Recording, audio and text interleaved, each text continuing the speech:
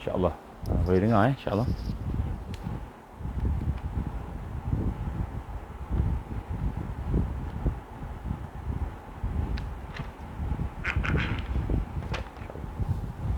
Baik, kita mula dengan Ummul Quran Al-Fatihah. A'udzubillahi minasyaitonirrajim. Bismillahirrahmanirrahim.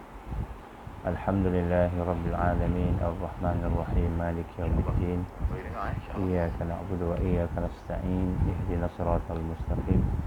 Siratal ladzina an'amta 'alaihim ghairil maghdubi 'alaihim waladdallin. Amin. A'udzubillahi as-sami'il 'alim minasyaitonir rajim. Bismillahirrahmanirrahim. إن الحمد لله نحمده ونستعينه ونستهديه ونستغفره ونعوذ بالله من شرور أنفسنا ومن سيئات أعمالنا من يهده الله فلا مضل له ومن يضلل فلا هادي له أشهد أن لا إله إلا الله وحده لا شريك له وأشهد أن محمدا عبده ورسوله قال رب اشرح لي صدري ويسر لي أمري واحلل عقدة من لساني يفقهوا قولي Rabbi zidni ilman amma ba'. Alhamdulillah, pertama-tama marilah sama-sama kita bersyukur kepada Allah Subhanahu Wa Taala yang telah mengizinkan kita untuk terus hidup pada hari ini, untuk kita sama-sama meneruskan perjuangan kita, dan sama-samalah kita rasai dengan penuh rendah diri, dengan penuh kasih sayang Allah tadi, bahawa kita ingin kembali kepada Allah. Apa yang diberikan oleh Allah kepada kita, kita nak memperbaiki kehidupan kita supaya kehidupan kita ni sentiasa dalam keadaan beribadah, berubudiah kepada Allah Subhanahu Wa Taala. Dan insya-Allah mudah-mudahan dengan izin dia, dengan taufik dia, kita diberikan oleh Allah Subhanahu Wa Taala kekuatan untuk istiqamah sehinggalah ke akhir hayat kita.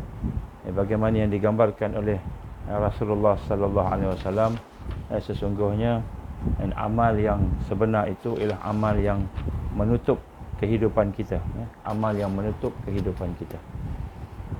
Dan amal yang menutup kehidupan kita itu adalah amal yang lahir daripada hati kita, daripada hati kita.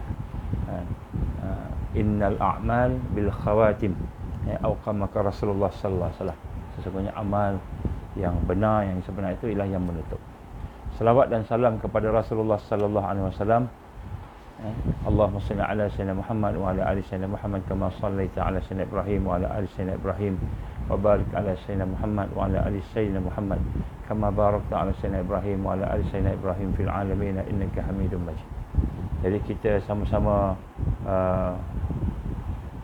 berselawat dan mengucapkan salam kepada Rasulullah sallallahu alaihi wasallam sebagai tanda sayang kita kepada baginda, dan insya-Allah kita doakan supaya Allah SWT memberikan rahmatnya, memberikan kekuatan segalanya kepada baginda Rasul dan kepada semua para sahabat, semua para pejuang yang ketika di sini dan di akhirat. Kita doakan mudah-mudahan segala yang ada pada perjuangan Rasulullah itu akan bersambung sampailah kita termasuk di dalamnya, insya-Allah. Baik, pada hari ini, pada awal ini, pagi ini, marilah sama-sama kita tajdidkan syahadah kita. Kita tajdidkan syahadah kita, kita memperbarui syahadah kita dengan kita meniatkan, mendoakan, meminta, memohon kepada Allah. Ya Allah, jadikanlah aku keluar daripada syirik, keluar daripada perkara yang membawa kepada murtad, keluar daripada perkara-perkara yang membawa kepada terhalang daripada Allah, dan jadikan aku orang yang sentiasa beramal dengan amalan Islam, hidup bersama Islam yang dibawa oleh Rasulullah sallallahu alaihi wasallam. Kemudian syahadah kedua, kita doa, kita minta, kita mohon kepada Allah supaya Allah menghidupkan kita bersama perjuangan la ilaha illallah, bersama-sama dengan perjuangan Islam, dengan kita sanggup berkorban untuk perjuangan Islam. Dan yang ketiga, kita doakan syahadah kita dalam hati kita, kita doa supaya Allah Subhanahu Wa Taala mematikan kita dalam keadaan yang terbaik, iaitu dengan kalimah syahadah la ilaha illallah. Mati bukan hanya dengan kalimah syahadah, tetapi mati bersama perjuangan kalimah syahadah, yang bersama dengan perjuangan kalimah syahadah. Bismillahirrahmanirrahim. Bismillahirrahmanirrahim. Bismillahirrahmanirrahim. أشهد أن لا إله إلا الله وأشهد أن محمدا رسول الله أشهد أن لا إله إلا الله وأشهد أن محمدا رسول الله أشهد أن لا إله إلا الله وأشهد أن محمدا رسول الله. Alhamdulillah. Jadi kita doakan supaya hidup kita bebas daripada syirik, bebas daripada murtad, dan hidup kita bersama perjuangan la ilaha illallah Muhammad Rasulullah, berkorban untuk la ilaha illallah Muhammad Rasulullah, dan kita doakan supaya Allah SWT mematikan kita, habiskan kita dengan kalimah syahadah la ilaha illallah. Tuan-tuan rahmati Allah Ta'ala, pada hari ini saya ingin sama-sama berkongsi beberapa perkara yang sebenarnya telah pun pernah saya sampaikan sebagai ulangan, terutamanya bagi mereka yang baru sama-sama, dan kita pun sering terlupa tentang perkara yang paling penting dalam hidup kita, dalam hidup kita sehari-hari, dalam hidup kita sepanjang zaman, daripada kita umur satu hari, daripada umur ketika kita keluar daripada perut ibu, sehinggalah kita nak meninggalkan dunia ini, iaitu kita mati, sehinggalah kita khatam kita kehidupan kita itu. Maka sebenarnya perkara yang paling penting sekali dalam hidup kita ialah hari akhir kita, hari akhir kita. Kerana apa? Kerana hari akhir itulah yang akan menentukan sama ada kita ini okey atau tidak okey, okey atau tidak okey. Malahan Rasulullah sallallahu alaihi wasallam pernah bersabda, hadisnya panjang. Apa kata Nabi sallallahu alaihi wasallam? Ada di kalangan manusia, ada di kalangan kamu yang beramal dengan amalan ahli neraka. Dia beramal dengan amalan ahli neraka, sehingga orang di sekitar kata ni ahli neraka. Maknanya orang kata ni ahli neraka lah. Maka tiba-tiba digambarkan oleh Nabi, sehingga kaki sebelahnya dah melangkah ke dalam neraka, tinggal sebelah kaki lagi. Maka kata Rasulullah SAW, Allah pusingkan. Maka dia beramal dengan amalan ahli syurga, beramal dengan amalan ahli syurga, akhirnya dia masuk syurga selama-lamanya. Ada orang yang beramalan dengan amalan ahli syurga, siang malam pagi petang, soleh, baik sebagainya, sehingga orang kata kamu ni ahli syurga, kamu ni baik, sungguh baiklah kamu ni, berilmu, beramal, bertakwa, kamu sentiasa melaksanakan amalan soleh, sehingga orang kata dia ni ahli syurga ni ahli syurga. Kemudian sebelah kakinya dah masuk dalam syurga, kata Rasul. Dah langkah sebelah, maknanya sebelah kaki je lagi, maknanya dah sikit sangat. Tiba-tiba di akhir hayat dia dia melakukan amalan ahli neraka, melakukan amalan ahli neraka. Maka tiba-tiba dipalingkan dia daripada syurga tadi menuju kepada neraka Allah Subhanahu Wa Taala.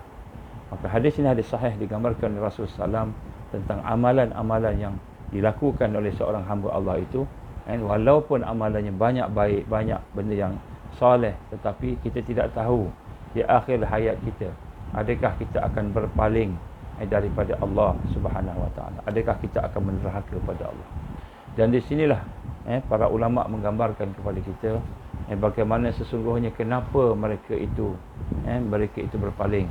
Kerana Allah Maha mengetahui apa yang ada di dalam hati seseorang. Allah Maha mengetahui apa yang ada di dalam hati seseorang. Sekiranya kita tidak mahu memproses, mendidik diri kita untuk benar-benar jujur di hadapan Allah, benar-benar kita sentiasa menghadap Allah, hati kita sentiasa bertawajuh kepada Allah, maka pada masa itu kita bimbang apabila sampai waktu akhir Allah tak terima amalan kita, maka Allah palingkan kita, wa iyazbillah min zalik, ya Allah jauhkan kami daripada perkara tersebut. Dan sebab itulah kita pada hari ini ingin sama-sama menyatakan, mengulang dalam hati kita bagaimana sesungguhnya amalan-amalan yang kita kata yang baik, yang buruk yang kita lakukan, janganlah kita berbangga-bangga. dengan amalan tersebut. Janganlah kita kata kita ni baik sebab kita ni ustaz, kita ni baik sebab kita ustazah, sebab kita ni baik sebab kita ni dah banyak belajar, banyak ilmu, ataupun kita baik sebab kita dah banyak semayang, banyak puasa, dah banyak zikir dan sebagainya. Janganlah kita rasa diri kita baik. Kerana apa? Kerana hanya Allah saja yang tahu siapa yang baik. Siapa yang baik ni Allah yang tahu. Sebab kadang-kadang kita beramal kan pun bukan kerana Allah. Kita beramal bukan kerana Allah. Macam mana? Kita beramal kerana nafsu. Apa contoh beramal kerana nafsu? Bukan kerana Allah. Contoh beramal kerana nafsu ni ialah yang baik, yang wajib-wajib dia tak buat. Yang sunat dia buat. Yang wajib dia tinggalkan. Ataupun dia buat sambil lewa. Tetapi yang sunat-sunat dia buat. Apa yang wajib? Yang wajib contohnya zakat. Tiba-tiba yang sunat-sunat dia buat, zakat dia tak bagi. Kan yang sunat dia sedekah. Sedekah kenapa sedekah? Kerana rupa-rupanya nak supaya orang tengok dia ni orang yang dermawan. Orang yang dermawan. Jadi ini sebenarnya beramal ikut nafsu. Cek sebesar-besar cek, tunjuk macam itu kan kepada halayak ramai. Kemudian aku bersedekah kepada madrasah, aku bersedekah kepada madrasah, aku bersedekah kepada pusat tahfiz, aku bagi makan pada orang 1 tahun sampai 100,000 katakan, ataupun aku bagi sampai 1 juta untuk membina masjid dan sebagainya. Tapi dia tak sembahyang. Dia tak sembahyang. Dia tidak memperbaharui benda yang wajib. Apa benda yang wajib? Yang pertama, rukun Islam mesti ditegakkan. Kalimah syahadah mesti diperbaharui. Kalimah syahadah dia tak perhatikan. Maknanya dia hanya kata aku dah mengucap dua kalimah syahadah, mak aku Islam, bapa aku Islam, cukup dah. Aku dah cukup. Tak perlu nak teliti. Tak perlu nak melihat adakah kita telah melakukan syirik pada Allah. Adakah kita telah terkeluar, menyeleweng daripada jalan Allah, daripada perkara yang Allah perintah pada kita. Adakah kita mengagungkan manusia lebih daripada mengagungkan Allah. Jadi kita tak tengok adakah kita dah terjebak di dalam perangkap-perangkap syirik, perangkap-perangkap yang akan memurtadkan kita. Maka yang pertama sekali, kita tak jaga kalimah syahadah kita. Kalimah syahadah kita tak jaga, dia membawa kepada perkara yang besar dalam Islam. Bila kalimah syahadah tak ada, sebab tu kita lihat ramai orang walaupun dah tahu tapi tak semayang. Kenapa seseorang tak semayang? Kalau dia dah tahulah, kalau tak tahu tu lain cerita kan. Orang yang tahu ni, kenapa tak nak semayang? Kenapa sanggup melepaskan sembahyang? Kenapa? Kerana kalimah syahadah ada masalah. Kerana ada masalah dalam mentauhidkan Allah. Dia tidak mentauhidkan Allah. Dia mentauhidkan yang lain. Mungkin nafsu dia. Dia ikut je nafsu dia. Dia ikut je bos dia. Sanggup tak semayang sebab bos. Sanggup tak semayang sebab bos, sebab takut pada bos. Jadi ini contoh. Jadi kita kena lihat rukun Islam sebenarnya, walaupun kita kata mudah, nampak macam kalimah syahadah ni mudah, tapi bukan kalimah syahadah tu setakat cakap lidah, tetapi tuntutan dia. Sejauh mana tuntutan dia. Apabila hati kita lebih sayang kepada sistem manusia lebih daripada sistem Allah, sedangkan sistem manusia itu bertentangan dengan sistem Allah. Bertentangan. Kalau tak bertentangan tak apa, bertentangan. Jadi kita telah mensyirikkan Allah Subhanahu Wa Taala. Bila hati kita rasa ada lebih baik daripada Islam, lebih sistem Islam, sedangkan Allah hanya iktiraf Islam. Inna dina 'inda Allah al-Islam. Sesungguhnya yang Allah redha di sisi Allah, din itu hanya Islam. Tapi tiba-tiba kita rasa ada yang lain, itu dah mensyirikkan Allah walaupun kita tidak cakap. Jadi yang pertama sekali, perkara yang kadang-kadang kita tak perasan ialah kita buat benda yang sunat-sunat banyak, tapi benda yang wajib kita tak buat. Yang wajib kalimah syahadah, tajdidkan kalimah syahadah. Tajdidkan kalimah syahadah. Maknanya kita memuhasabah, melihat, meneliti diri kita. Kita memperkukuhkan, keyakinan kita. Kita punya persaksian kita kepada Allah. Kemudian yang kedua, solat. Solat. Jadi rukun Islam tu kena ada 5. Solat, syahadah, solat, puasa, kemudian zakat, kemudian haji, bagi yang mampu lah. Ini 5 ni. Jadi yang 5 ni kita tengok ada yang tak nak buat. Ada orang duit juta-juta tapi tak nak pergi haji. Tapi sekarang ni ada alasan keselamatan ke apa tu lain lah kan. Tapi maknanya kalau tidak ada apa-apa pun tak nak pergi. Contoh zakat, sedekah dia bagi, zakat tak bagi. Solat kan, solat sunat dia buat, tapi solat sunat dia jaga. Solat duha dia jaga, solat duha. Kenapa saya jaga solat duha? Sebab dia nak duit, nak harta daripada Allah, nak rezeki daripada Allah. Tapi solat wajib dia tak jaga. Itu amalan yang mengikut hawa nafsu. Jadi kita lihat, walaupun kita beramal, kadang-kadang amal tu amal yang ikut hawa nafsu. Kita mengambil amalan-amalan yang sunat lebih daripada amalan wajib, sedangkan wajib tu yang besar pahalanya. Wajib itulah yang lebih besar pahalanya, yang kita kena jaga. Yang Allah paling suka amalan wajib, yang Allah wajibkan pada kita. Dan amalan sunat tu Allah suka juga, tapi amalan wajib tu Allah lebih suka.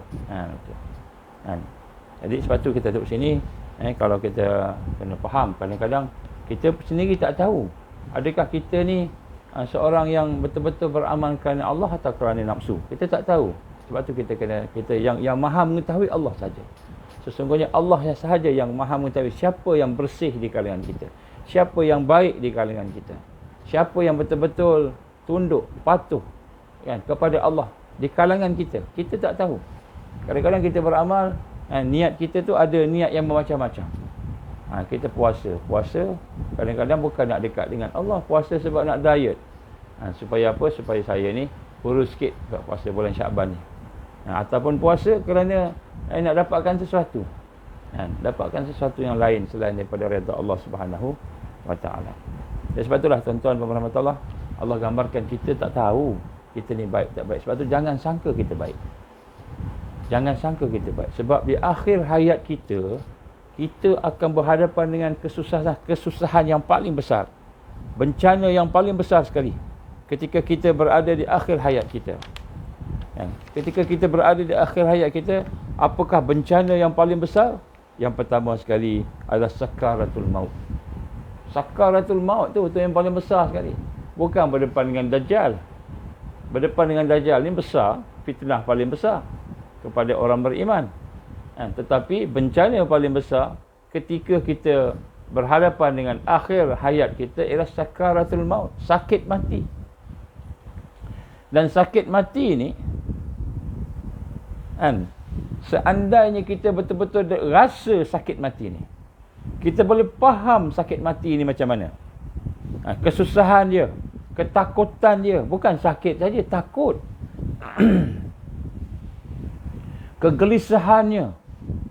Kegelisahan sakit mati ni. Sakit mati ni dia bukan sakit fizikal saja. Hati pun sakit. Macam mana hati sakit? Dia gelisah. Dia takut. Takut apa? Takut dia melihat sesuatu yang tak pernah dia nampak. Dia melihat malaikat mula datang. Dia dah nampak dah malaikat. Bila kita nak sampai sakaratul maut itu, bagaimana dia gambarkan oleh Rasulullah sallallahu alaihi wasallam, kita akan melihat malaikat. Melihat malaikat tu menakutkan. Terutamanya orang-orang yang tidak beriman kepada Allah Subhanahu Wa Taala. Dan ini termasuk dalam bencana. Bencana kepada kematian. Melihat malaikat maut yang datang dengan gelap. Yang datang ribu penuh. Nampak hebat datang. Gelap. Nanti saya akan baca sikit hadis dia. Sebenarnya sakaratul maut ni dia bukan sakit saja. Dia takut, dia gelisah. Kenapa gelisah? Kenapa takut? Sebab dia tahu dia nak tinggalkan orang yang dia sayang. Dia tengok depan mata dia anak-anak dia, suami dia, isteri dia. Dia tengok keluarga, dia tengok harta yang dia sayang, kehidupan dia. Takut, 1% takut sebab kita nak kehilangan semua tu. Itu ketakutan orang nak mati. Orang yang sedang sakaratul maut tu gelisah. Tak tentu hala. Hati tak ada tujuan. Tak ada tujuan hati. Mana nak pergi, siapa dia, apa dia. Yang dia tahu sakit, dia berhadapan dengan sakit. Kesakitan yang luar biasa. Ini bencana. Sebab tu ketika kita berhadapan dengan bencana sakaratul maut itu, pada masa itulah kita melihat sesungguhnya hanya hati yang telah dilatih, yang telah dididik untuk bersama dengan Allah, pada masa itu boleh bersama dengan Allah. Boleh bersama dengan Allah Subhanahu Wa Taala. Boleh merasa tenang bersama Allah. Walaupun dia takut, walaupun dia sakit, walaupun dia bimbang, gelisah. Gelisah ni nak pergi ke kubur. Orang dah duduk keliling kita, dah baca Yasin. Yasin. Dah wal Quranil Hakim, dah baca Yasin dah. Sini baca Yasin juga, sini baca Waqiah lah, sini baca Quran. Jadi orang dah baca Yasin. Kiri kanan kita kan, orang-orang yang dah hafal dengan kita dah mula mengucapkan kalimah asyhadu an la ilaha illallah wa asyhadu anna Muhammadar Rasulullah. Dah mula. Kita dengar, bukan tak dengar. Dan orang cakap la ilaha illallah, la ilaha illallah, la ilaha illallah. Kemudian sampai peringkat Allah, Allah. Kita sakit, kita dengar, dan kita tahu kita akan mati. Kita akan tinggalkan semua yang kita sayangi. Jadi perasaan takut itu luar biasa. Perasaan gelisah luar biasa kepada mereka yang hatinya bersama dunia. Jadi sebab itulah tuan-tuan dan puan Allah, kita bukan hanya nak kata bahawa kita ni akan mati, kulli syai'in halik illa wajhah al-hukmu wa ilaihi turja'un. Kulli syai'in halik, setiap sesuatu binasa. Kita pun akan binasa. Kita akan binasa juga, kita akan mati juga. Tak kira lah kita mati bersama dengan Dajjal datang tak datang. Kulli syai'in halik, setiap sesuatu, semua akan habis binasa, illa wajha, kecuali Allah. Allah saja yang hidup. Al-Hayyu yang maha hidup. Al-Qayyum yang maha berdiri dengan sendirinya. Al-Hukmu, setiap penentuan itu daripada Allah. Al-Hukum, hukum itu daripada Allah. Wa ilaihi turja'un, dan kepadanya lah kita akan kembali. Hukum itu patah balik pada Allah. Jadi tuan-tuan perempuan, semalam saya berhadapan dengan kemarin saya berhadapan dengan salah seorang pakcik lah, pak saudara sakit nazak, dan kemudian saya berpeluang bersama-sama dengan keluarga dia untuk nak mengucapkan talqin, mengucapkan tahlil pada dia, la ilaha illallah, la ilaha illallah, mengucapkan tahlil berulang-ulang. Dia sakit selama lebih kurang 1 hari, sakaratul maut yang lebih kurang 1 hari, daripada 1 pagi hari Ahad lebih kurang 1 pagi sampailah hari Isnin, hari Sabtu pada hari Sabtu dia mula masuk malam tu, sampailah Isnin, 1 hari lebih lah, 4 setengah. Jadi lama sakaratul, sakit dia masih lama. Mula boleh bercakap lagi, tapi sakit dah apa? Nafas dah berkurangan dah. Kan? Jadi kita tengok, alhamdulillah, bila kita mengucap kalimah syahadah tu, kan, kita ucapkan dengan kalimah la ilaha illallah tu, kita ucapkan dengan hati kita cuba ajar dia supaya mudah-mudahan bila cakap dengan hati kita, dengan lidah kita, dengan hati kita tu sama-sama tu, mudah-mudahan Allah masukkan dalam hati dia, kan. Sebab dia tak boleh cakap dah. Nak cakap, lidah dah sakit sangat. Sakit sangat dia sampai doktor kata nak bagi morfin. Tapi saya cadangkan pada mak saya tak payahlah ambil morfin. Dia tak boleh fikir. Dia nak mengucap kalimah syahadah pun susah nanti. Jadi alhamdulillah mereka tak ambil morfin. Dia boleh tahan. Nampak dia boleh tahan. Tapi macam sakitlah. Tahan tu sakitlah. Jadi akhirnya Allah izin, saya bila mengajar dia semalam lah, bila ajar dia la ilaha illallah, la ilaha illallah, kan, masa tu saya merasakan betapa pentingnya kalimah syahadat, merasakan kepentingannya cukup besar kalimah syahadat. Sebab sekarang ni kita boleh ucap, dan kita tak nak ucap pun tak apa, tapi bila kita di saat sakaratul maut, masa tu sangat perlukan kalimah syahadah ni. Cuba bayangkan. Sebab itulah digambarkan oleh para ulama kita yang mengkaji, yang melihat, dia kata siapa-siapa yang biasa dengan kalimah la ilaha illallah, la ilaha illallah, yang biasa dengan kalimah syahadah, mentajdidkan syahadah dia, memperbaharui syahadah dia tiap-tiap hari, Tiap-tiap hari. Kita sebenarnya Allah perintahkan kita mentajdidkan syahadah kita setiap waktu solat, kan. Solat tu sebenarnya mentajdidkan syahadah. Sebab tu kita ada tahiyatul awal, tahiyatul akhir. Dalam tahiyat awal akhir itu kan kita baca asyhadu alla ilaha illallah wa asyhadu anna muhammadar rasulullah, kan. Asyhadu alla ilaha illallah wa asyhadu anna muhammadar rasulullah. Kita baca dengan lidah, kita baca dengan hati. Yang tahiyat awal, tahiyat akhir, kan. Jadi bila kita dah baca tu, kita perbaharui syahadah kita tu. Kita memperbaharui iman kita masa tu. Ya, sebab itulah Allah SWT mendidik kita supaya sentiasa memperbaharui syahadah kita. Walaupun dalam keadaan kita sibuk macam mana pun, sentiasa jangan lupa. Kenapa? Kita hajatkan ketika kita berada di sakaratul maut, pada masa itu Allah bagi kita kekuatan untuk mengucap kalimah syahadah. Bukan dengan hati sahaja, tetapi dengan lidah. Lidah sebut, hati sebut. Lidah kata la ilaha illallah, asyhadu an la ilaha illallah wa asyhadu anna muhammadar rasulullah. Itu kalimat terakhir keluar daripada lidah kita, hati kita, sebelum Allah ambil nyawa kita. Sebelum dia sampai ke halqum ni, sebelum sampai ke halqum ni, kita dah ucap dah. Ucap-ucap dia tarik sampai atas kita, mengucap dalam keadaan meninggal dunia ketika roh diambil oleh para malaikat yang mengambil nyawa. Jadi di sinilah kita lihat bagaimana bahawa apabila kita berhadapan dengan orang nak mati ni, meninggal dunia ni, memang kalimah syahadah yang paling baik sekali. Yang paling baik sekali. Kita tak ajar dia istighfar, kan. Kita tak ajar dia istighfar, astagfirullah, minta ampun ke Allah, minta ampun ke Allah. Tak ajar. Kita tak ajar dia syukur ke Allah, tak ajar. Ni masa kita sihat ni lah kita minta syukur. Masa sihat lah kita nak bersabar, bersyukur. Masa sihat ni lah kita nak bertawakal, bergantung pada Allah. Inilah amalan-amalan yang perlu kita buat, perlu kita hidupkan sebelum datang saat tersebut. Saat sakaratul maut. Masa bila sakaratul maut tu kita pun tak tahu.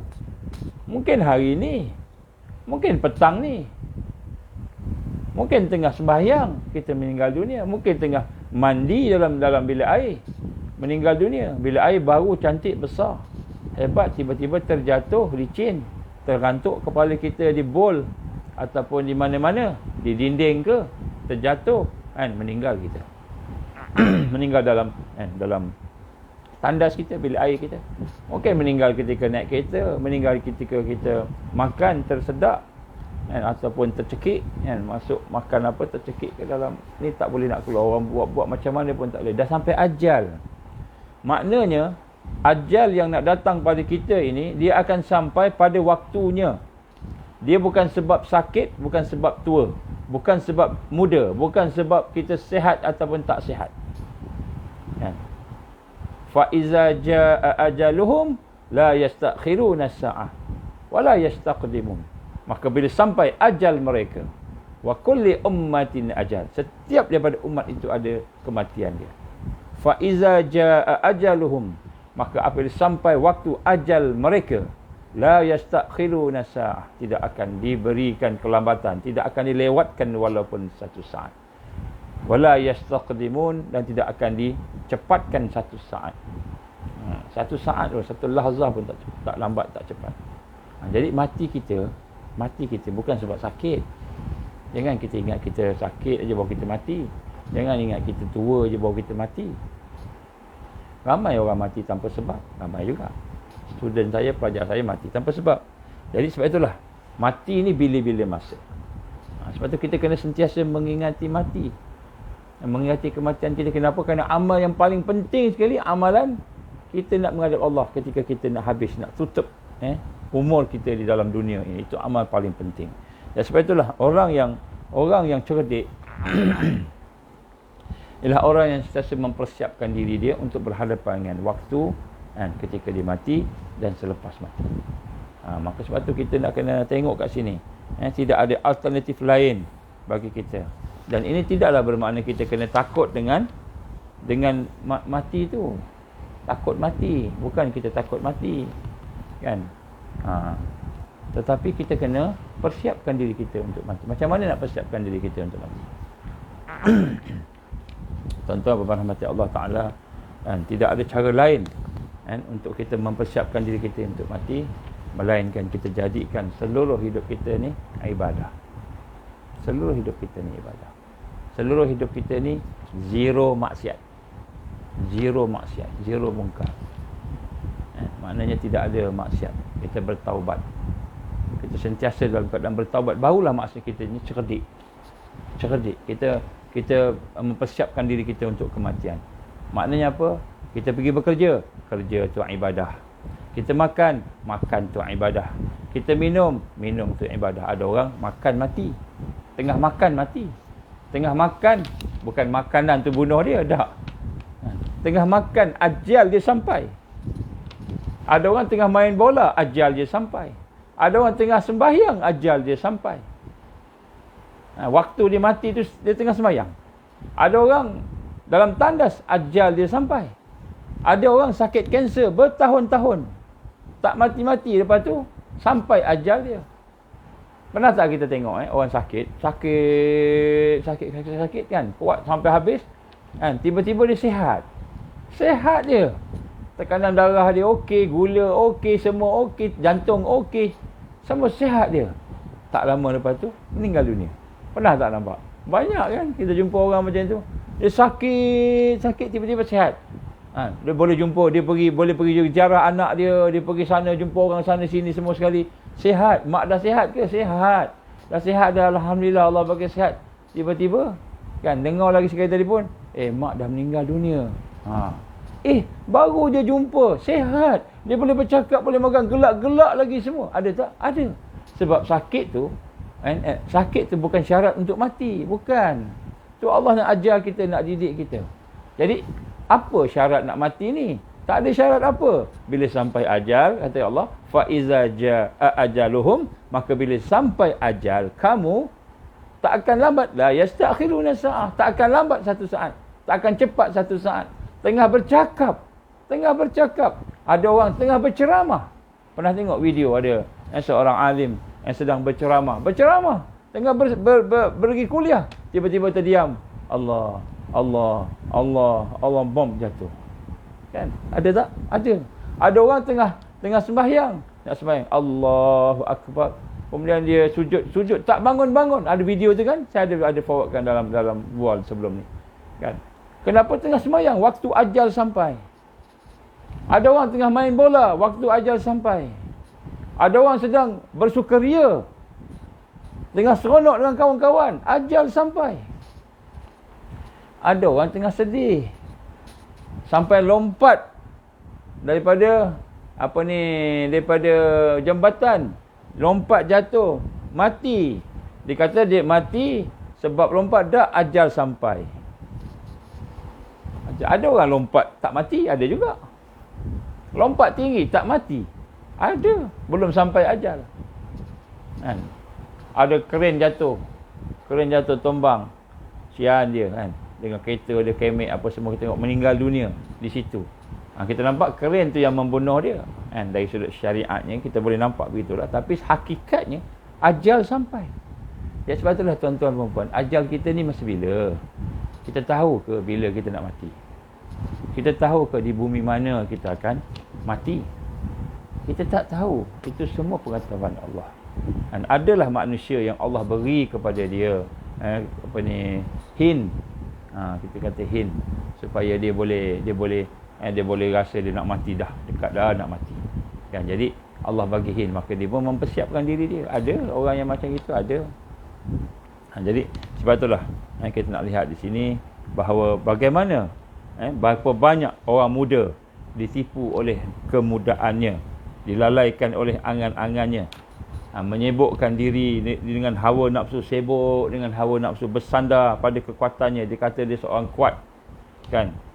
Seorang pemuda berkata, alangkah sayangnya hari-hari kosong kan, kerana aku jaga masa mudaku, aku kembangkan kekuatanku, dan aku takut kepada Tuhanku. Aku dahulukan akalku dan kesenanganku. Ada orang muda dia tidak mahu menghabiskan hari-harinya dengan kosong. Apa maksud kosong? Apabila dia terputus daripada Allah, Itu kosong lah tu. Kan apabila dia hanya menggunakan kekuatan dia, kesenangan dia untuk nafsu dia. Dia tidak mengambil cahaya Islam. Terlepas daripada kegelapan-kegelapan. Dia dapat melepaskan dirinya daripada kezaliman, penganiayaan, kegelapan, dosa. Jadi inilah ramai orang tertipu. Ada orang sihat. Macam kita ni sihat ni. Sihat kita hari ni. Kita tertipu. Kita ingat sihat tu menunjukkan kita lambat lagi mati. Tak. Rupanya sihat itu kan bukan sebab kita tak mati. Sebab kita mati bukan sihat, bukan sakit, bukan tua. Tetapi sebab kita mati bila ajal sampai. Inilah Nabi gambarkan kepada kita satu hadis yang diriwayatkan oleh Abdullah bin Umar. Dia kata apa? Dia Abdul Anas bin Malik, "Aqsiru min zikr hadimil lazzat al-maut." Perbanyakkanlah kamu mengingati perkara yang menghancurkan kelazatan, iaitu al-maut. Maka sebab itu saya sebut sini, apakah perkara yang terbaik sekali untuk mempersiapkan diri? Bukan takut mati sebab mati pasti. Bila sampai waktu kita mati walaupun sihat. Kita mati walaupun kanak-kanak lagi, remaja lagi. Kita akan mati walaupun kita orang muda. Kita mati walaupun kita orang kaya. Kita tak ada apa-apa sakit. Kita akan mati. Jadi oleh itu apakah persiapan kita supaya kita tidak rugi ketika sakaratul maut, ketika mati itu? Persiapan kita ialah sentiasa pastikan diri kita ni dalam ubudiyah kepada Allah. Jadi sebab itu tuan-tuan, hari ni kita nak tengok bila mana kita rugi. Masa bila kita rugi? Semalam tu, kemarin 2 hari lepas, bila berdepan dengan pak saudara yang sedang sakit kuat lah, sakit nazak, yang bila duk ajar dia, masa tu kan terasa apa? Kalaulah hidup kita ni kosong daripada la ilaha illallah, memang kita akan rugi. Sebab tu kita kena memperbanyakkan kalimah la ilaha illallah, la ilaha illallah, zikir. Zikir yang saya ajar tu, dan kemudian syahadah, kalimah syahadah, tajdid kalimah syahadah. Kita buat tiap-tiap hari, tiap-tiap masa. Kenapa? Kerana sekiranya kita meninggalkan dunia ni tanpa kalimah syahadah, tanpa kalimah la ilaha illallah, kita tak tahu kita di mana. Sebab Allah Subhanahu Wa Taala yang mengizinkan seseorang itu mengucap kalimah la ilaha illallah pada saat mati dia. Maka sekiranya kita tidak berubudiyah kepada Allah, kita bermain, kita tengok nak ikut je nafsu, buat je apa nak buat tanpa terikat dengan Allah, tanpa ada matlamat redha Allah, tanpa ada matlamat ibadah pada Allah, tanpa ada matlamat untuk jadi hamba Allah. Hidup kita ni ada 24 jam sehari semalam. Dalam masa 24 jam tu, masa waktu semayang aja baru kita ingat Allah. Waktu semayang baru kita rokok kat dia, sujud kat dia, zikir kat dia. Luar semayang kita rasa kita tak terikat dengan Allah. Maka macam mana Allah nak bagi kita masa kita nak meninggal dunia, kita boleh mengucap kalimah asyhadu an la ilaha illallah wa asyhadu anna Muhammad Rasulullah, atau sekurang-kurangnya la ilaha illallah. Sebab tu tuan-tuan, saya berhadapan dengan ramai orang yang telah meninggal dunia. Orang nazak ni ramai. Majoriti tak boleh mengucap kalimah syahadah dengan jelas dengan lidah. Majoriti. Yang ada paling kuat pun mengangguk je. Kan ada yang lebih kuat sikit, kan disebut macam sebut tapi tak jelas. Allah tu pun tak jelas, la ilaha illallah pun tak jelas. Kenapa? Sebab dalam hidup kita ini, rupa-rupanya majoriti daripada saat-saat kehidupan kita ini bukan ubudiyah pada Allah. Kita berubudiyah, kita beribadah kepada nafsu kita. Kita beribadah kepada tuan kita, manusia. Kita beribadah kepada makhluk. Wa'iyazbillah min zalik.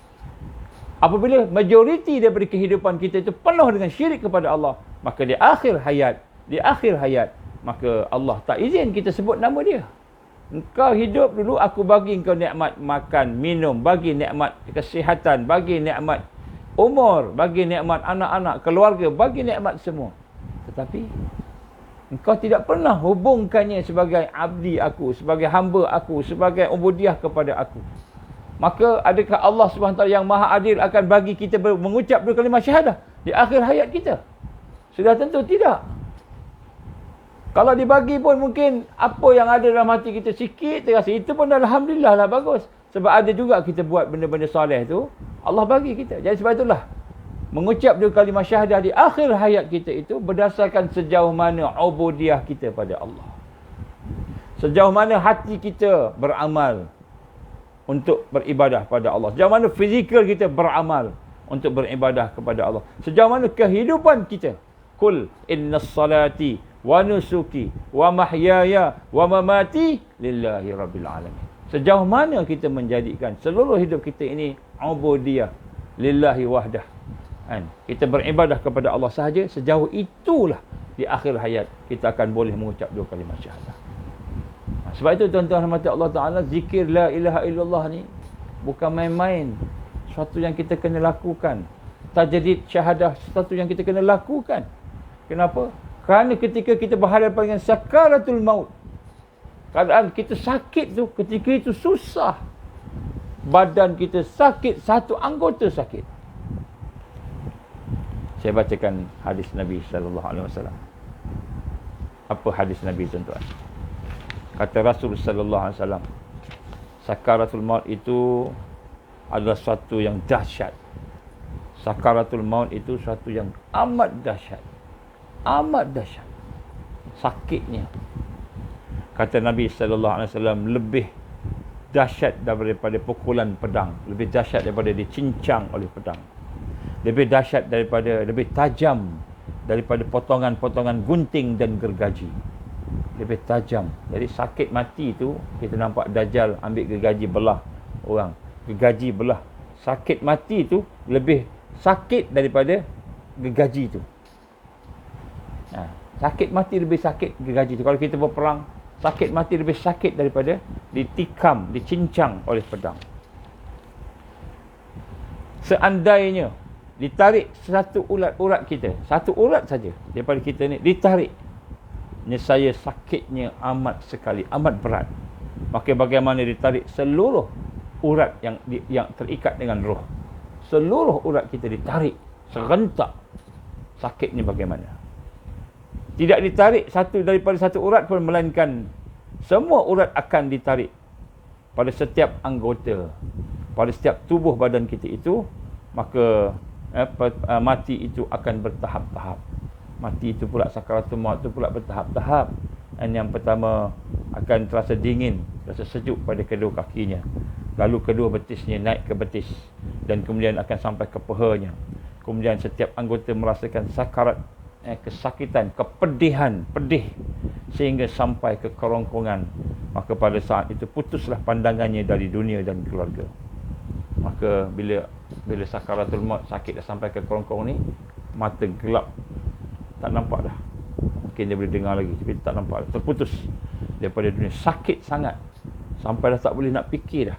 Dah tak boleh nak terima dah, apa pun orang cakap tak boleh dah.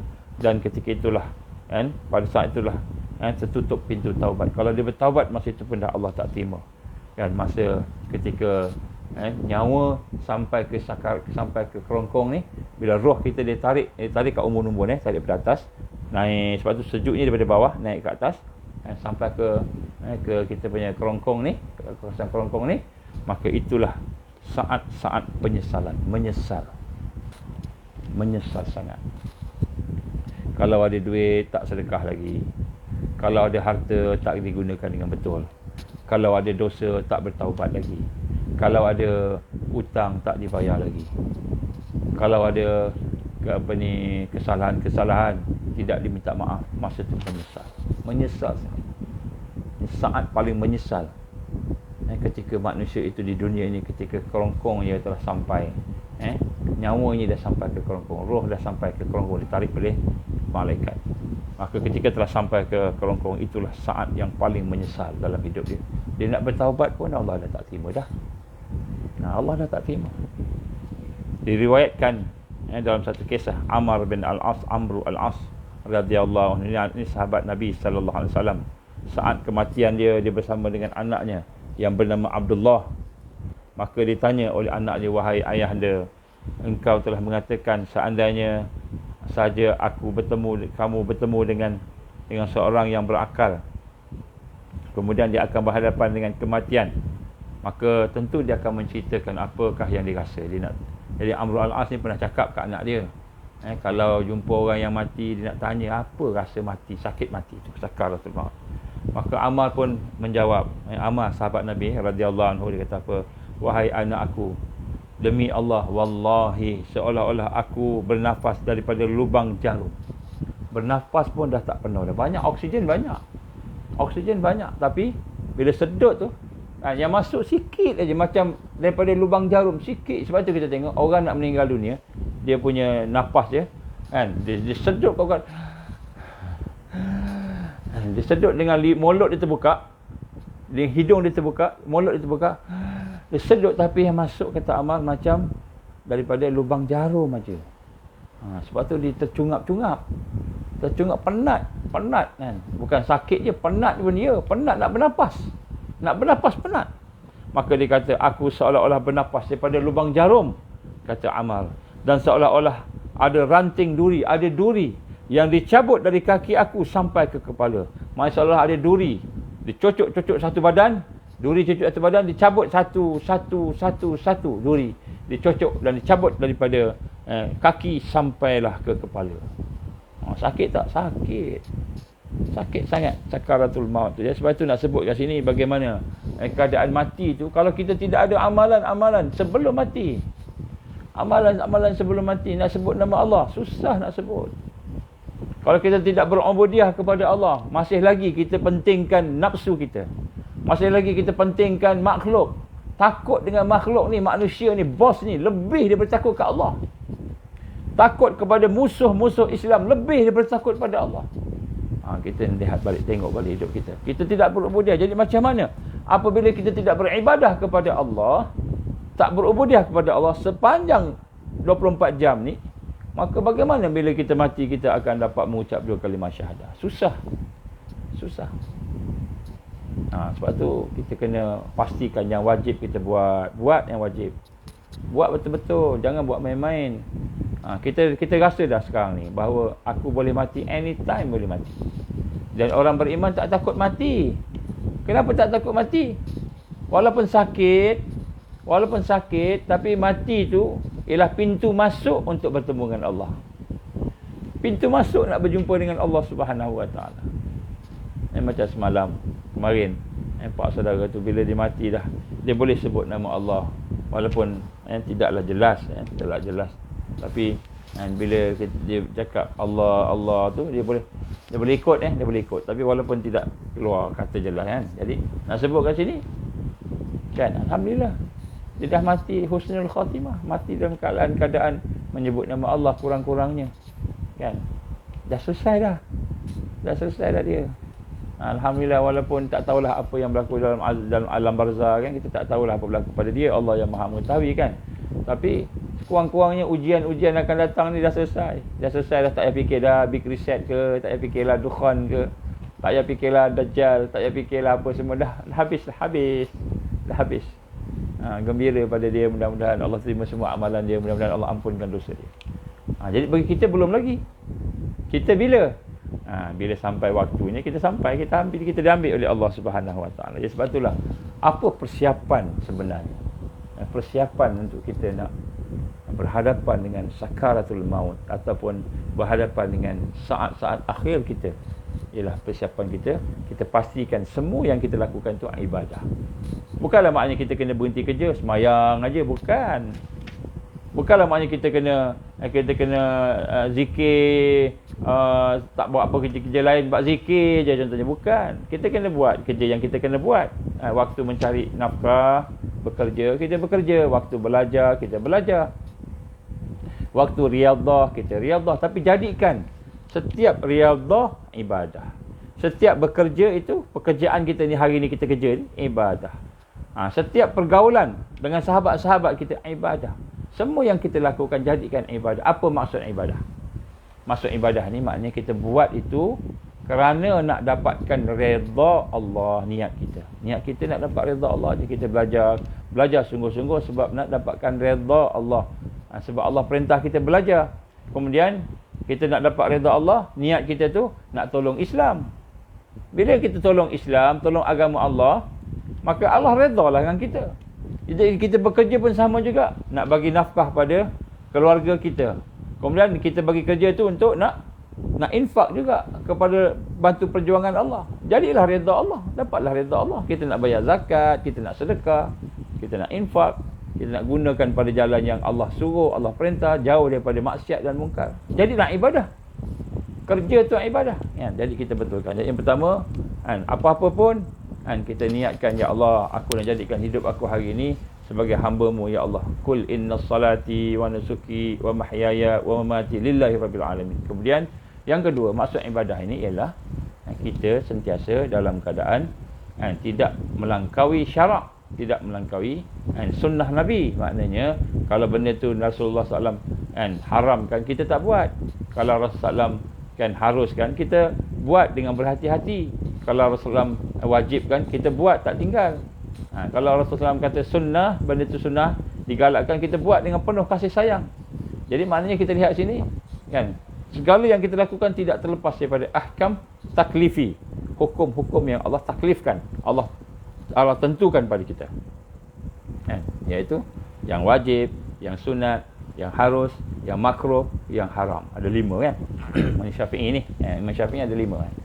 Yang sebut kat sini, kita jadikan seluruh hidup kita sebagai ibadah. Bila kita jadikan ibadah ni, maka alhamdulillah, tiba-tiba sampai waktu ajal kita, tengah makan kita ajal, maka walaupun kita tercekik, nampaknya tercekik, tapi sampai ajal kita boleh mengucap kalimah syahadah, insya-Allah. Sebab apa? Sebab makan kita tu dalam ubudiyah. Kita sedang beribadah pada Allah. Tentu Allah izin kita sebut la ilaha illallah.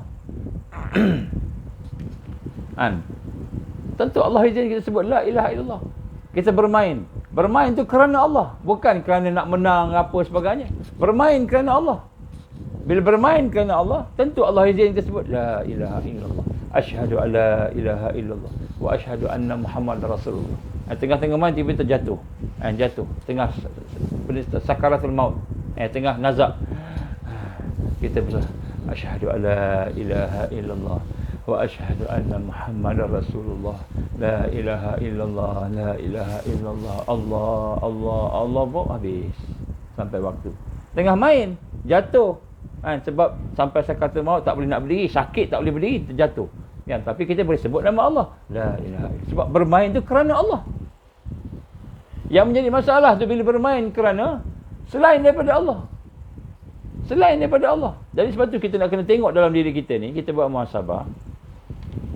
Ya ayyuhallazina amanu taqullah wal tanzur nafsum ma qaddamat lighad.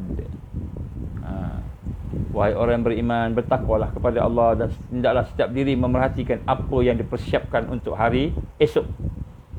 Apa dia? Iaitu setiap yang kita lakukan mesti niatnya nak dapatkan redha Allah. Maknanya kita niatkan, bukanlah kita kena niat saja aku bermain kerana Allah. Tak payah cakap lafaz tu, tak payah. Hati kita je.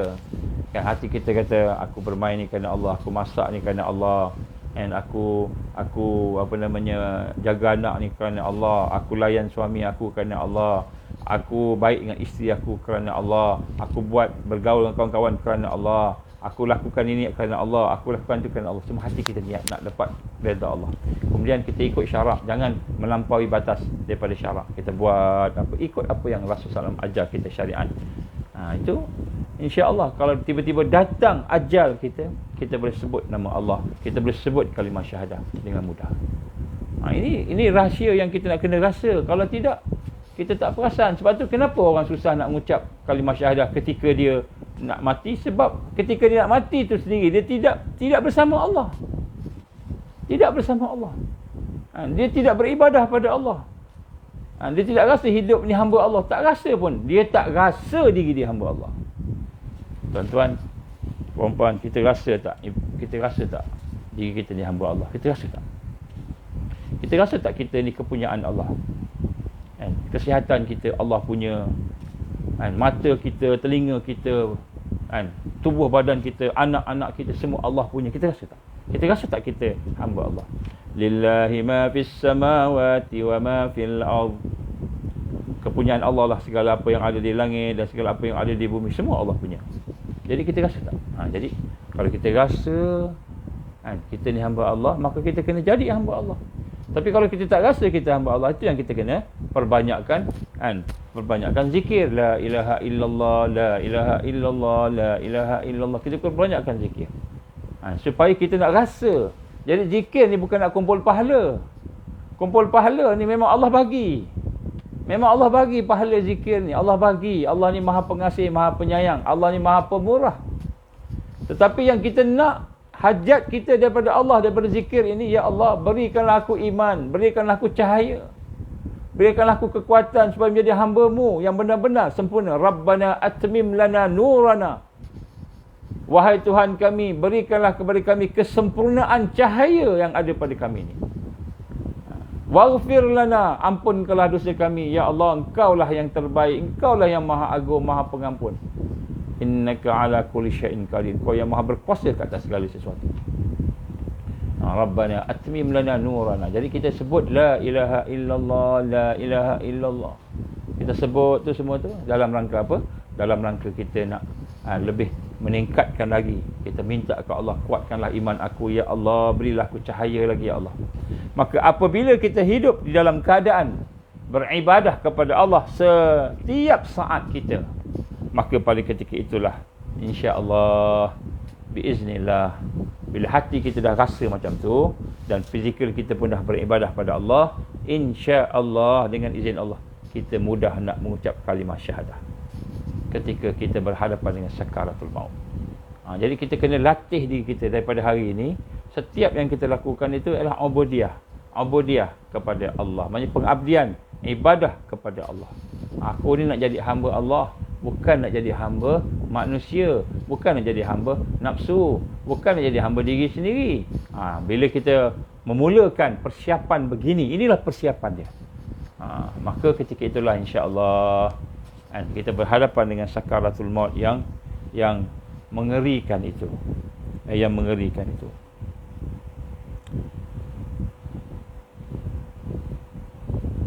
Saya ambil masa sikit mana aku apa ni? Ada lagi sikit, ada seminit dua lagi.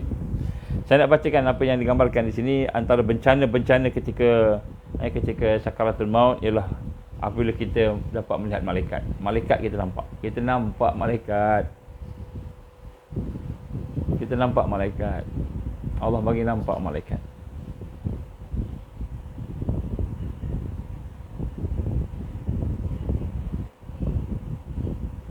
Banyak ayat-ayat Allah SWT yang menggambarkan tentang ini. Tentang bagaimana contohnya dalam surah Sajadah. Surah Sajadah, surah Az-Zumar ayat 42. Saya bacakan makna saja, kita tak ada banyak masa. Allah memegang jiwa ketika matinya. Ketika seorang itu mati, Allah pegang jiwanya, roh dia. Kemudian surah As-Sajadah ayat 11, surah yang kita sering baca hari Jumaat, kadang-kadang kita baca Jumaat kan. Katakanlah, malaikat maut yang diserahkan untuk mencabut nyawamu itu akan mematikan kamu, kemudian hanya kepada Tuhanmu lah kamu akan dikembalikan. Jadi malaikat maut akan datang. Kemudian dalam surah Al-An'am ayat 61, hingga apabila datang kematian kepada salah seorang daripada kamu, sehingga bila datang mati pada seorang kamu, maka dia diwafatkan oleh malaikat-malaikat kami. Malaikat akan datang. Malaikat kami itu tidak melalaikan kewajikan mereka. Mereka takkan lalai, tak terlupa. Macam kita tidur, alamak terjaga, terlewat. Dia tak ada tidur, malaikat tak ada tidur, malaikat tak ada penat. Malaikat ni dia sempurna kejadian dia dari sudut menjalankan tugas. Itu Allah dah jadikan pada dia, tidak ada kelalaian. Dan daripada hadis Rasulullah sallallahu alaihi wasallam daripada Al-Bara' bin Azib menggambarkan bencana ini dengan gambaran yang indah. Bagaimana kata Imam Ahmad,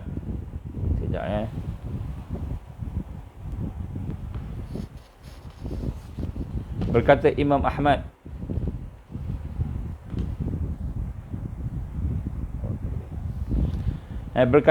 Ahmad, Abu Daud Al-Hakim yang meriwayatkan daripada Al-Bara' bin Azib radhiyallahu anhu. Al-Bara' bin Azib ni dia telah meriwayatkan satu hadis yang sahih, Imam Ahmad, Imam Abu Daud dan Hakim dan sebagainya. Dia berkata, kami keluar bersama Rasulullah sallallahu alaihi wasallam. Kami keluar bersama Nabi sallallahu alaihi wasallam mendatangi jenazah seorang laki-laki dari kalangan Ansar. Kemudian kami terus ikut sampai ke kubur. Kemudian di kubur itu digali, maka Rasulullah SAW duduk dan kami pun duduk di sekelilingnya. Rasulullah pun duduk di tepi kubur tu, sahabat-sahabat pun kelilinglah kubur tersebut. Maka di tangan beliau terdapat kayu yang beliau pukul-pukulkan ke tanah. Bila pukul kayu kat tanah.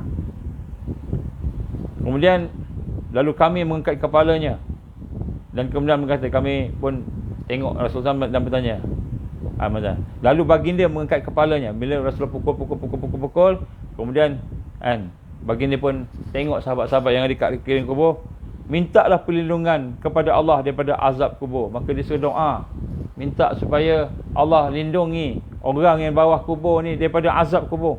Kemudian baginda bersabda, sesungguhnya seorang hamba mukmin jika berpisah dengan dunia dan mendatangi akhirat, akan turunlah kepadanya malaikat dari langit dengan wajah yang bersih.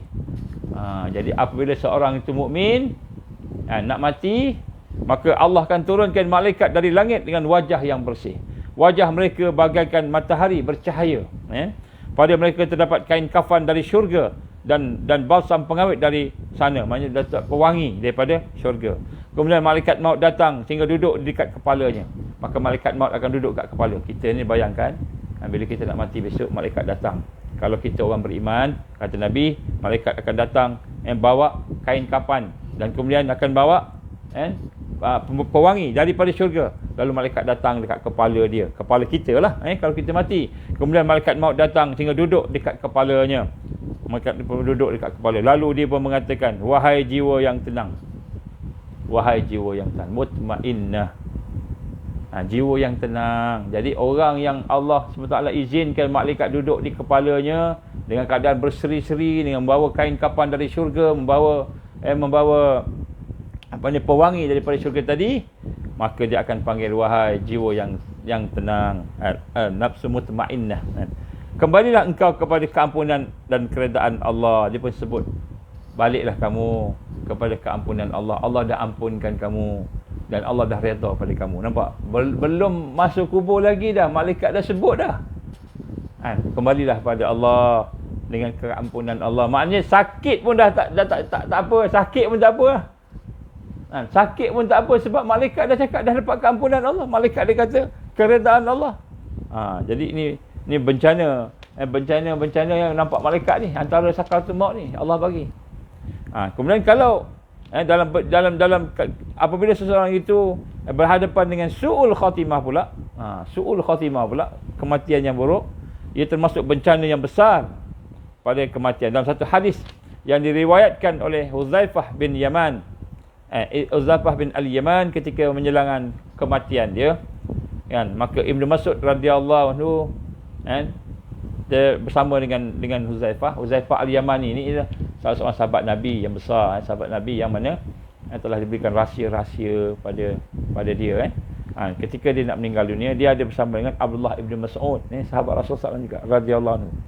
Maka dia bercakap dengan Abdullah bin Mas'ud, dia kata, bangun, dia kata, tengok dekat luar, tengok kat luar apa dekat tingkap, ada apa berlaku sekarang.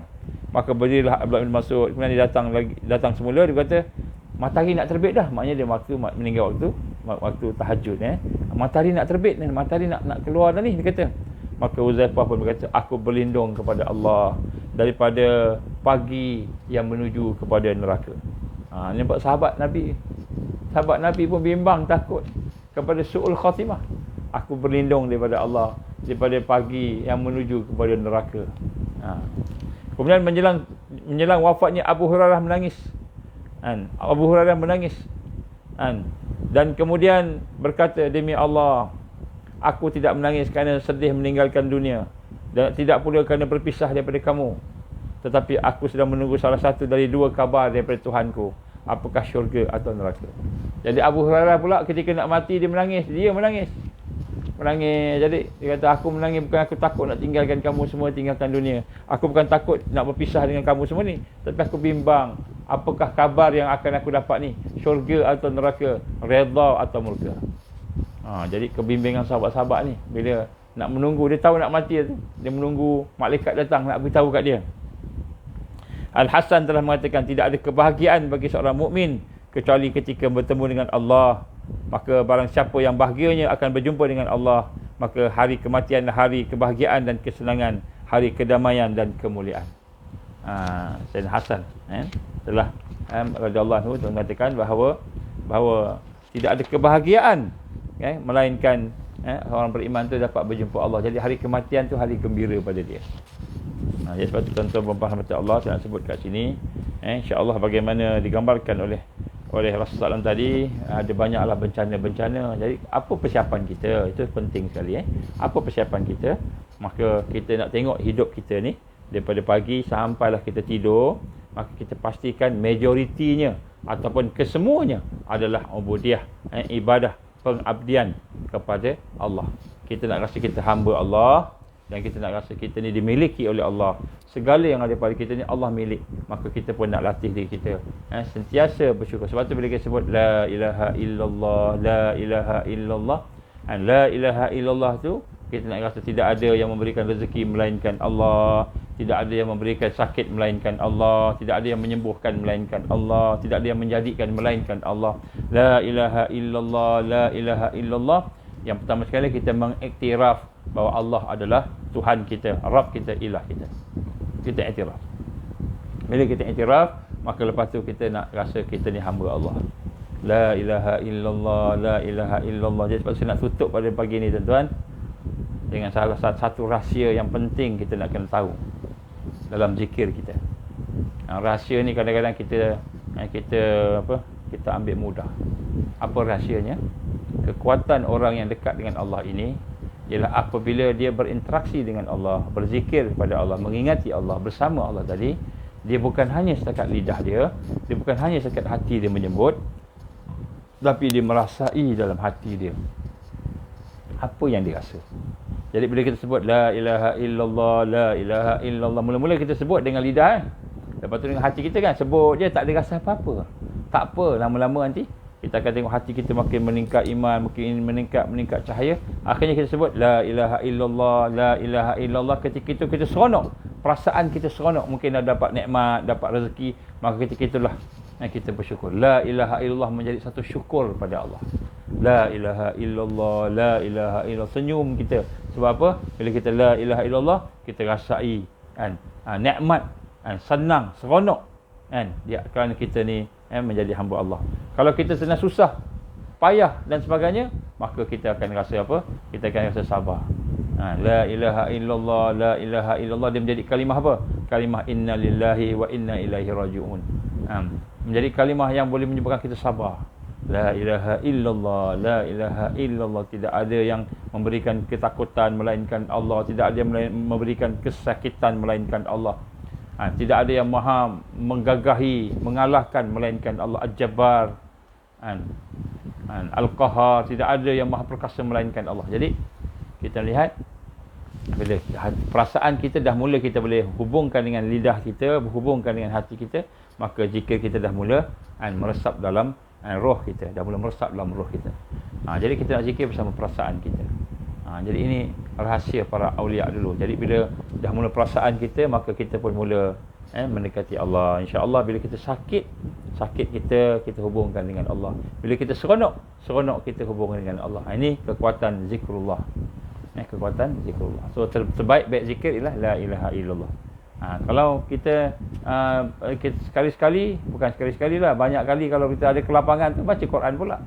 Tadabbur Quran pula. Quran ni pun besar. Bukan kata kecil.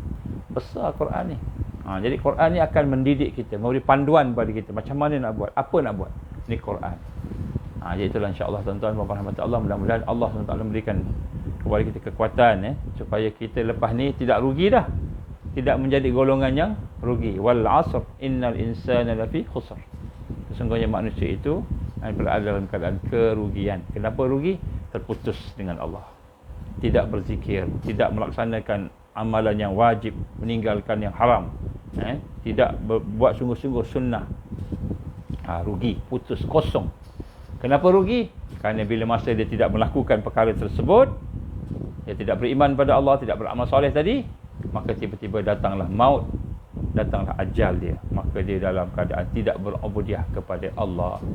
Jadi mudah-mudahan Allah berikan kepada kita kekuatan untuk sentiasa berada dalam keadaan berubudiah kepada Allah, beribadah kepada Allah, insya-Allah. Aku li qouli hadza astaghfirullahalazim li wa lakum. Insya-Allah malam ni ada penyampaian malam ni, insya-Allah. Doalah supaya benda ni dapat berjalan dengan baik, berkenaan dengan pada hari Dajjal datang kepada kita, dan bagaimana pertolongan Allah, bagaimana pertolongan Allah boleh datang kepada kita, insya-Allah. Suasana jiwa kita, suasana orang yang beriman, insya-Allah. A'udzubillahi samil alim minasyaitonir rajim. Bismillahirrahmanirrahim. Alhamdulillahirabbil alamin wassalatu wassalamu ala asyrafil anbiya'i wal mursalin wa ala alihi washabbihi ajma'in. Allahumma innaka ta'lam anna hadhihi al-qulub qad istamat ala mahabbatik wa taqat ala ta'atik wa tawahadat ala da'watik wa ta'ahadat ala nasrati syari'atik wa Allahumma رابطتها ودمدها واهدها سبلها واملأها بنورك الذي لا يخبو واشرح صدورها بفيض الإيمان بك وجميل التوكل عليك وأهيها بمعرفتك وأمتها على ساعة في سبيلك. يا الله إنك نعم المولى ونعم النصير. اللهم يا مقلب القلوب ثبت قلوبنا على دينك وعلى طاعتك وعلى جهاد في سبيلك. لا إله إلا أنت سبحانك إنا كنا من الظالمين. ربنا أتمم لنا نورنا واغفر لنا إنك على كل شيء قدير. ربنا لا تزغ قلوبنا بعد إذ هديتنا وهب لنا من لدنك رحمة إنك أنت الوهاب. ربنا هب لنا من أزواجنا وذرياتنا قرة أعين واجعلنا للمتقين إماما. ربنا آتنا في الدنيا حسنة وفي الآخرة حسنة وقنا عذاب النار. وصلى الله على سيدنا محمد وعلى آله وصحبه وبارك وسلم. سبحان ربك رب العزة عما يصفون والسلام على المرسلين والحمد لله رب العالمين. سبحانك اللهم وبحمدك أشهد أن لا إله إلا أنت أستغفرك وأتوب إليك. بسم الله الرحمن الرحيم. والعصر إن الإنسان لفي خسر إلا الذين آمنوا وعملوا الصالحات وتواصوا بالحق وتواصوا بالصبر. Tuan-tuan, insya-Allah panjang-panjangkanlah perbincangan kita ini, mudah-mudahan dapat rahmat dan barakah daripada Allah. Dan mudah-mudahan kita semua akan istiqamah dengan amal soleh, insya-Allah sampai ke husnul khatimah. Insya-Allah kita akan sambung esok berkenaan dengan kematian juga. Kita akan sambung tentang husnul khatimah atau su'ul khatimah, insya-Allah. Wabillahi taufiq.